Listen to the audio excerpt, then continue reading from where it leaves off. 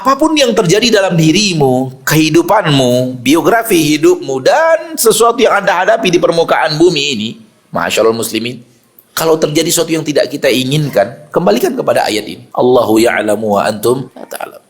Allah yang tahu, saya tidak tahu. Asa an tuhibbu syai'an wa huwa syarrul lakum. Boleh jadi sesuatu yang saya inginkan itulah yang buruk untuk saya.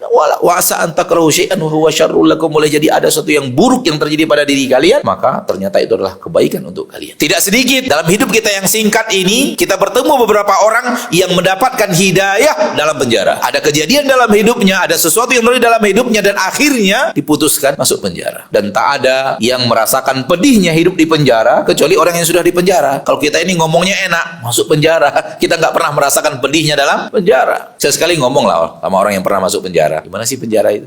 Apa sih perasaan di dalam? Bagaimana merasa diri dikurung, nggak bebas begitu? Intinya adalah datang kepadanya musibah besar menurut dirinya. Anak-anaknya namanya tercemar, istrinya nama tercemar, si bapak masuk penjara. Apalagi kalau sampai masuk ke dalam media sekarang ini yang sangat dimudahkan Allah menyebar. Padahal belum tentu juga yang masuk penjara pasti orang jahat. Boleh jadi difitnah, boleh jadi dan yang lainnya. Ala kulli hal, intinya adalah terjadi hal yang pada dirinya buruk, masuk penjara. Ternyata di penjara itulah hidayah datang, dan keluar dari penjara dia kembali ke jalan Allah. Awalnya tidak kenal masjid menjadi kenal masjid, awalnya tidak kenal kajian jadi kenal pengajian, awalnya tidak kenal majelis taklim menjadi penggerak majelis taklim, bahkan menjadi orang-orang yang berbuat hal yang banyak untuk agama Allah Subhanahu wa taala, bahkan sampai ke luar negeri. Di antara mereka yang dakwahnya sampai ke luar negeri, dari Indonesia ini dia berdakwah dan dakwahnya diterima di luar negeri, pernah masuk penjara. Di penjara dia dapat hidayah. Tak perlu kita sebut siapa orangnya, walau kalau anak sebut mungkin antum tahu nama-nama, namun tidak perlu disebutkan. Intinya adalah dalam penjara lah, dalam terali penjara lah mereka mendapatkan hidayah. Maka kaidahnya adalah musibah